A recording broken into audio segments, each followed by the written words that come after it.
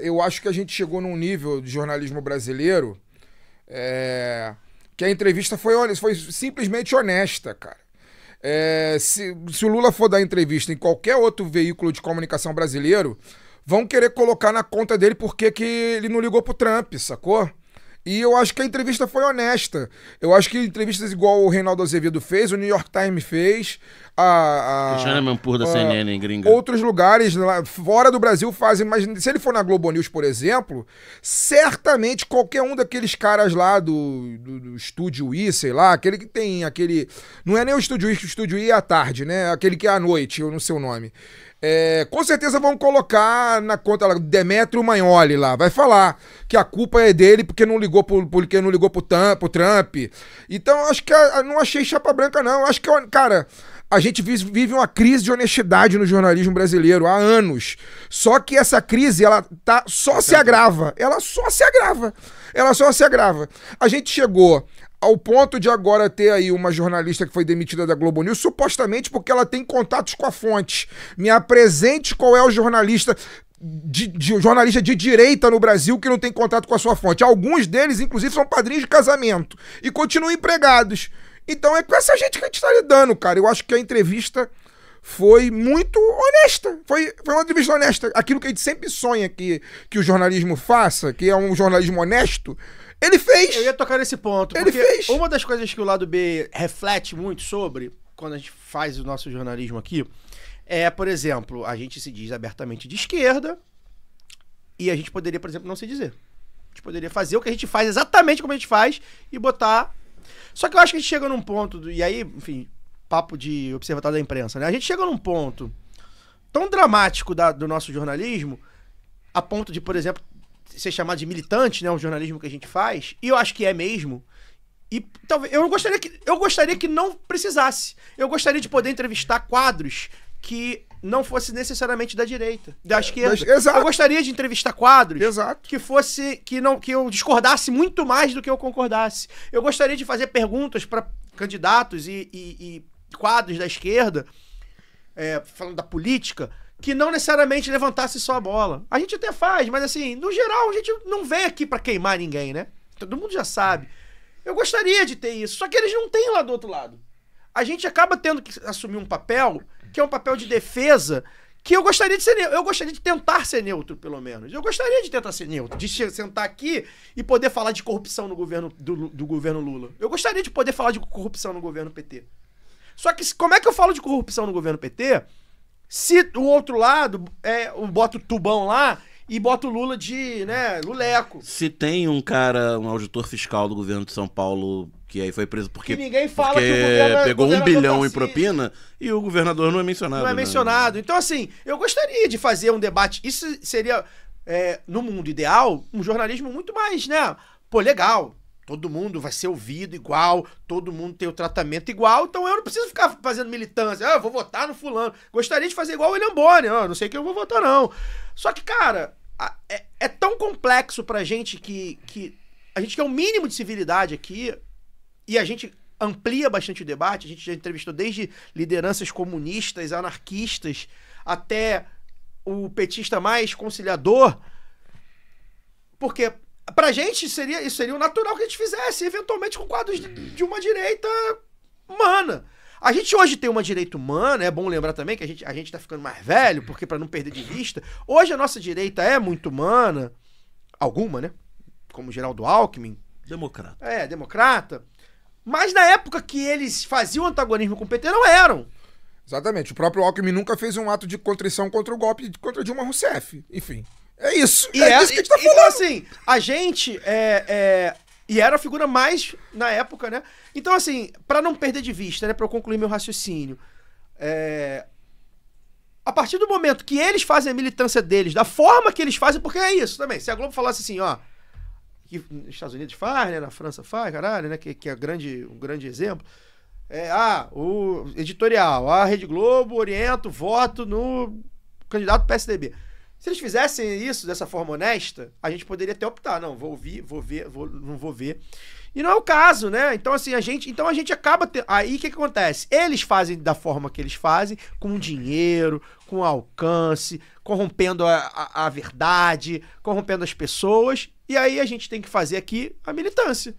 Então, eu acho que eu não vi o Reinaldo, não vejo o Reinaldo Azevedo, não ouço, não gosto de ver a cara do Reinaldo Azevedo. É boa entrevista. Entendo que o Reinaldo Azevedo tenha feito um arco que hoje ele é uma voz importante na grande mídia, entendo. O maior defensor do governo Lula na imprensa brasileira. Eu sou, e ele vem ele não é de agora, né? Ele já vem de algum tempo, isso dá credibilidade a ele. Beleza, eu não gosto da figura dele, eu acho figuras, não gosto. Mas, assim, tentando, pelos cortes que eu vi, né, principalmente as aspas que eu vi, pelo que a Laura falou, eu acho que vira essa coisa chapa branca a partir do momento que você dá espaço pro Lula falar e você não precisa falar as coisas que as pessoas da Globo News vão falar, os jornalistas da Globo News vão falar. Aí parece chapa branca mesmo. Eu acredito que tem essa questão, né? Porque os caras apertam de uma tal maneira, mentem, não é apertar, né? Mentem de uma tal maneira que o cara que não mente, né, que faz um negócio ali um pouco mais balanceado, fica parecendo um chapa branca. Pois é. E a gente vive isso, né? Então, assim, a gente vai estar vivendo um momento da tal polarização que é muito claro. Quem é hoje que jornalista, que comunicador hoje você fala assim, esse cara é neutro? Eu nunca acreditei em comunicador neutro. Mas tá, melhorar neutro não. Esse comunicador é honesto. Esse cara vai entrevistar o Bolsonaro e o Lula igual. E aí a gente já começa... mas entrevistar o Bolsonaro cabe? Tá, então vai entrevistar o Eduardo Paes e o Lula igual. Vai entrevistar igual? Duvido. Então, assim, é complexo. É muito complexo. E a partir do... E essa é uma coisa que o lado B faz, né? A gente tem que falar as coisas do jeito que a gente acha, né? E defender as coisas. Mais do que fazer o jornalismo questionador, crítico, que a gente faz, inclusive com os nossos, a gente acaba tendo que defender as bandeiras que eu gostaria, como jornalista, não precisava defender. Não precisava defender direitos humanos. O meu mundo, eu gostaria de ser jornalista que não precisaria sair em defesa dos direitos humanos. É um negócio que tá inerente à minha profissão, pô. Exato. Mas não é. Tem jornalista aí fazendo fortuna contra os direitos humanos, pô. É isso aí. Defendendo o golpe de Estado. Certas pessoas. É. Agora defende os direitos humanos para certas pessoas. Tem cretinos, sêniores e júniores que estão ricos, porque são contra os direitos humanos. Então eu tenho que falar... Que falam que existe bolsonarismo moderado, esse tipo de coisa. Enfim. Cara...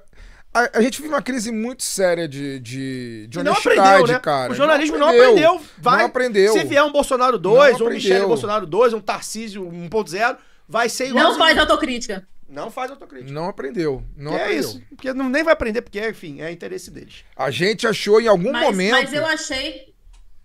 Fala, Luara, pode Não, falar. fala, Fábio. Não, pode falar, Lu. Não, quando eu disse essa coisa... Porque assim, eu senti muita bola levantada mesmo, assim. Isso me surpreendeu. Eu falei, caramba, eu não esperava que fosse assim, mas é aquilo, só de deixarem o Lula falar, que é o entrevistado, é o que a gente espera, né? Vai entrevistar alguém, se deixar a pessoa falar, o convidado e tal. E só de deixarem ele falar, já seria uma coisa... Assim, não no estilo do Reinaldo, que ele faz isso com os entrevistados e tal, apesar de ser meio aparecido, ele ainda faz. Mas as bolas levantadas realmente me surpreenderam. Eu também concordo que é uma entrevista boa. Acho que vale a pena ouvir para saber qual que é o alinhamento do governo nesse momento, do discurso do governo nesse momento. E eu falo das bolas levantadas porque também citaram, né, todas as ações. Ele teve muito espaço para poder falar das ações e de uma forma Lula de falar. Então, assim, quais serão qual é o alinhamento e quais serão os recortes usados, né? Não só dos cortes, mas os recortes usados para fora. Então, para a comunicação do governo, né? Como é que vai falar para as pessoas, para o público geral. Então, o presidente da República falando daquela forma, Lula de falar, e com isso para mim realmente me surpreendeu.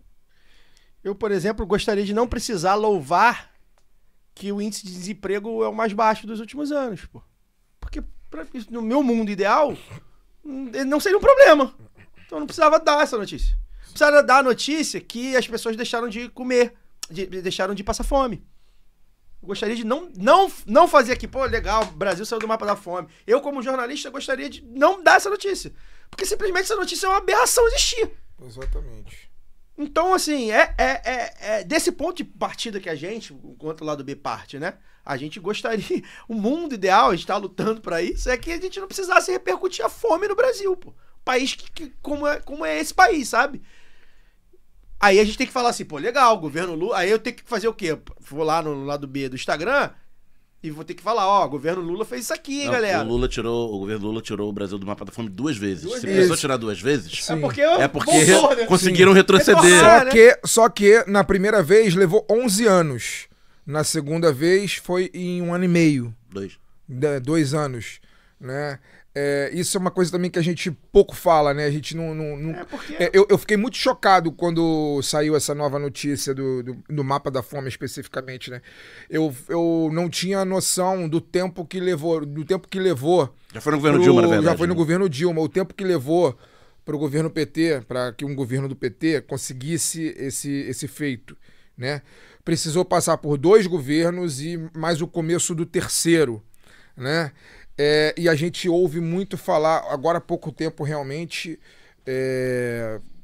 enfim, não deveria falar isso, cara, porque o poço abaixou tanto que a gente tem que, de certa forma, louvar alguma coisa da figura e tal, mas eu ouvi uma pessoa falando que o Fernando Henrique Cardoso é o primeiro presidente, deve ser homem, né? Porque a Dilma foi presa, mas na ditadura. Mas a frase não foi nem preso nem empichado. O primeiro presidente que não foi preso, o único presidente que não foi preso depois da redemocratização. Não, foi por falta de motivo, né? Eu lembro que quando eu ouvi isso, a resposta que eu dei à televisão foi: não foi por falta de motivo, né? Porque o combate à fome é um elemento central da República. Inclusive, isso não foi feito, pelo contrário, né? Pessoas passavam fome para caralho no governo do Fernando Henrique Cardoso, naquele período, no governo de ultraliberal, que a gente teve o pai do Plano Real, etc. Eu sei que eu não deveria estar falando isso, porque de lá para cá, o muro virou um paralelepípedo. A gente teve Bolsonaro presidente, a gente teve Temer presidente, golpista, teve tudo isso, né? Não deveria falar, mas não foi por falta de motivo, né? Comprou reeleição, fez o diabo a 4. Só que com a proteção dos nossos amigos da imprensa, que a gente está falando aqui há quase 1 hora, é muito fácil, né? É muito fácil ser de direita no Brasil. Essa é a verdade. Se a gente não fosse o otário que a gente estaria fazendo um podcast de direita, ilustradinho. Só que ia aí falando barbaridades e nada aconteceria. Mas como a gente tem, como diria o velho lá que veio de longe, né? A gente tem aquele fogo dentro da gente, né? Do mundo, do outro mundo, do mundo diferente, etc e tal. Como a gente tem isso, né? A gente fica aqui falando pra pouca gente, né? Mas falando aquilo que a gente acredita, porque é o que a gente estuda e é o que a gente vive, né? A gente sabe que o mundo que a gente vive hoje, o país que a gente vive hoje, não deu certo. Não deu certo pra gente, deu certo pra uma certa galera. Deu certo pro BTG Pactual, que tava debatendo com o Tarcísio de Freitas aí, acho que na semana passada. Essa semana. Caiado, então, pra essa galera, o Brasil deu certo pra caralho. Dá certo há 500 anos. Pra galera que bate palma pro Tarcísio de Freitas, pro Ronaldo Caiado, pra esses filha da puta todo aí, pro Zema, pro Ratinho Júnior, pra esses desgraçados aí que estão contra o Brasil a favor dos Estados Unidos, né? Pra essa galera, em defesa do Bolsonaro, pra essa galera o Brasil deu certo pra caralho. Mas pra gente que não deu, a gente tem que estar aqui fazendo trabalho de formiguinha, né? Brigando com gente muito maior do que nós, né? Colocando os nossos nomes em lista de guilhotina. A gente nunca vai ser contratado para trabalhar numa empresa de grande... Eu sou jornalista, o Caio é jornalista, o Daniel é economista, podia ser chamado para falar na Globo News sobre economia. Nunca vai ser. Uma mente privilegiada, o cara que a única pessoa que consegue me explicar a economia. E nunca vai ser. Eu sou jornalista, nunca vou trabalhar num ambiente desse. Nunca vou trabalhar. Como que eu vou trabalhar e falar o que eu falo? Falar que é a minha verdade. E é a verdade da maioria da população. Não é, essa que é a questão. Não é a minha verdade. É a verdade da maioria da população. A verdade da maioria da população não é a verdade do Guga Chakra. Não é. É a minha. É a do Caio. Então, cara, o Brasil deu certo pra gente pra caralho. mas ainda a nossa, essa galera aí, ainda é muito menos do que a nossa. E é por isso que a gente tá aqui.